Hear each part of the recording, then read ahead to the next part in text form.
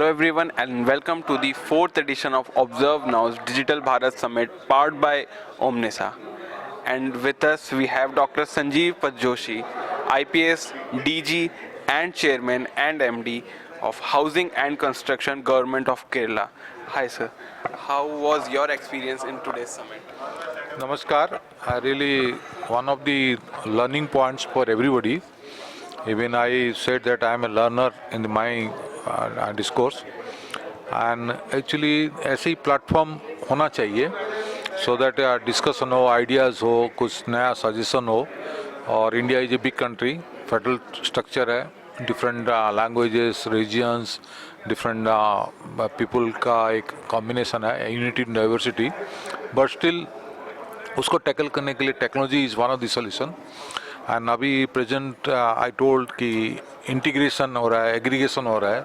सो India को integrate करना is also one of the technology है. भले हमारा इथोस नेशनहुड एक ही है, but technology only can integrate in A very different, because language अलग है, एवरीथिंग इज डिफरेंट एवरी. थोड़ा 50 किलोमीटर जाएंगे तो फूड टेस्ट चेंज आता है, लैंग्वेज चेंज हो जाती है. And we are almost country of 1500 languages, different अलग अलग है.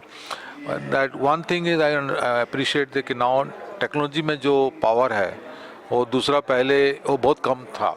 अभी टेक्नोलॉजी का जो पावर है, अभी जैसा आर्टिफिशियल इंटेलिजेंस है कि मशीन लर्निंग है, लेकिन ये समझना पड़ेगा आर्टिफिशियल इंटेलिजेंस का यूज़ जो है सही होगा तो सही होगा, नहीं से जैसा सर्जन का नाइफ क्योर करता है, नहीं से बर्बाद भी करता है. तो इस तरह का अभी जो आ रही है, जैसा कोई मतलब जो बोलते हैं एआई जनरेटेड फेक मैसेजेस आ रहे हैं कि कोई, इवन रिसेंटली महाराष्ट्र में ऐसे ही हुआ कि फेक कन्वर्सेशन को करके बोला कि ट्रू है, तो लोग उसमें बहुत गलत फहमी हो जाती है. अदर कॉन्सिक्वेंसेस है. अभी रिसेंटली क्लासिकल एग्जांपल अभी महाराष्ट्र इलेक्शन में ऐसे ही हुआ, जैसा मीडिया रिपोर्ट कर रहा है. सेकेंडली, आर्टिफिशियल इंटेलिजेंस हमारा यूथ जनरेशन काफ़ी फ़िदा है, लेकिन एक चीज़ है, इसमें न्यू इनोवेशन, न्यू डिस्कवरी नहीं हो सकता है, क्योंकि मशीन को है पहले सीखना पड़ेगा, करना पड़ेगा. Which is our brain is tune to have a new discovery, new invention. क्योंकि ह्यूमन ब्रेन और आर्टिफिशियल ओनली थिंग डिफरेंस है कि हमारा ह्यूमन ब्रेन 10% हम यूज़ करते हैं एज फॉर मेनी साइंटिस्ट, और कंप्यूटर जो करता है 90% मेमोरी फुल यूज़ करता है. तो कैपेसिटी ऑफ कैलकुलेशन और कंप्यूटेशन वेरी हाई है. Human brain whatever thing, but human brain is very innovative, creative and a very different angle में सोचता है. That is the difference. और आज का जो है वेरियस सेक्टर्स में टेक्नोलॉजी एप्लीकेशंस प्लस जो नया कुछ सॉल्यूशन निकाला है in a different, that's one of the important. आजकल जो डिजिटल इंडिया का समिट जो है पिछले लखनऊ में था भी, और उसमें यही फोकस है, और कैसे आगे वो थॉट प्रोसेस को बढ़ाना है. क्योंकि वेस्टर्न कल्चर में भी यही रहा है कि कैसे उस प्रॉब्लम सॉल्व करना है, डिफरेंट नया. फिर जैसा अपना ये जो कहते हैं सोसाइटी प्रोग्रेस कर रहा है, नया प्रॉब्लम क्रिएट हो रहा है. पहले ज़माने में 50 साल के पहले वो प्रॉब्लम था नहीं, आजकल वही है. Because that is one of the also we have to do that. Sir, it is said that with great power comes great responsibilities. तो हम देख सकते हैं कि इंडिया अभी ग्लोबल लीडर बन रहा है, डिजिटलाइजेशन में बहुत कुछ हो रहा है. तो हम फ्यूचर में क्या एक्सपेक्ट कर सकते हैं? What are the responsibilities that India should lead, ताकि हम और आगे बढ़ें? एक तो है, हमको प्रिपेयर करना पड़ेगा. जो टेक्नोलॉजी डिस्ट्रप्शन लाता है उसके लिए रहना चाहिए. जैसा अभी आपने एग्जांपल है, पहले काफ़ी लोग कैमरा खरीदते थे, आजकल कैमरा कोई खरीदता ही नहीं है, बिकॉज मोबाइल आने के बाद तो वो एक बिजनेस ख़त्म हो गया. अभी धीरे धीरे ई कॉमर्स आ गया. ई कॉमर्स आने में देखिए, मैंने मेंशन किया था कि रिटेल जो शॉप्स है वो ख़त्म हो रहे हैं. तो एक ये डिस्ट्रप्शन को कैसे टैकल करके सो दैट एकदम मतलब गड़बड़ ना हो जाए सोसाइटी में, हमको तो सोचना पड़ेगा. क्योंकि टेक्नोलॉजी सही है, लेकिन कभी कभी वो डिस्ट्रप्शन आता है. जैसे पहले आपने यंग टाइम में देखे होंगे फ्लॉपी डिस्क का वो खत्म हो गया, बिजनेस खत्म हो गया. अभी पेन ड्राइव भी धीरे धीरे खत्म होने वाला है. क्यों इस तरह का जो, क्योंकि कुछ प्रोडक्ट खत्म हो जाते हैं मार्केट में, तो फिर वो सोसाइटी एडजस्ट करने में टाइम लगता है. और एक इशू है. सेकेंडली क्या हुआ कि हमारा अभी इंफॉर्मेशन एक्सप्लोजन हो गया है. लोग इतना जानकारी आ गई, तो क्या ऑब्जर्व करना इस प्रॉब्लम है. जैसे टिपिकली व्हाट्सएप यूनिवर्सिटी बोलते हैं, वो गलत न्यूज़ को भी सच मान लेते हैं, फिर उसके बाद वो उसी में चलता है. तो बेसिकली वो फंडामेंटल का जो क्लैरिटी है वो कम हो रहा है, क्योंकि स्टूडेंट का भी प्रॉब्लम हो रही है, क्योंकि वो सुपरफिशियल नॉलेज में, लेकिन डेप्थ ऑफ नॉलेज में कम हो रही है. तो ये कैसे हमको टेक्नोलॉजी थ्रू सुधारना है, बहुत बड़ी रहेगी। अदर क्या होगा कि मास्टर ऑफ ऑल जैकब, मतलब जो jack of all master of none हो जाएगा।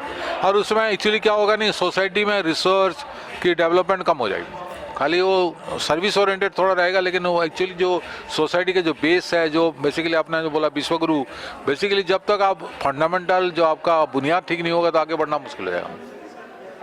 Sir coming to our end point, मैं जानना चाहता हूँ कि वी नो साइबर सिक्योरिटी, तो not only it's important for the government organisations but also on our individual levels, so where are we lacking your? Actually somehow I mean we are all Indians. India में पता नहीं somehow ये रह रहा है कि थोड़ा सा मतलब बोलते हैं कि चलता है एटीट्यूड और थोड़ा compromising. We are not meticulous in many things. Cyber security में यही प्रॉब्लम हो रहा है कि अभी ऑनरेबल प्राइम मिनिस्टर ही बोले, कोई कॉल आता है आपको तुरंत एक्शन मत लीजिए, 5 मिनट सोचिए क्या है। लेकिन हम लोग एकदम लैकेजेड एटीट्यूड में, कॉम्प्रोमाइज एटीट्यूड में तुरंत कर लेते हैं, फिर उसके बाद कुछ हो जाने के बाद नुकसान हो जाए रोते हैं। तो ये थोड़ा सा कहीं ना कहीं रुकिए, किसी कंसल्ट करिए, कोई फैमिली मेम्बर हुआ, कोई फ्रेंड को, कि ये आया है कैसा करूं, तो हो सकता है उसमें काफ़ी आपका बचत हो जाएगी।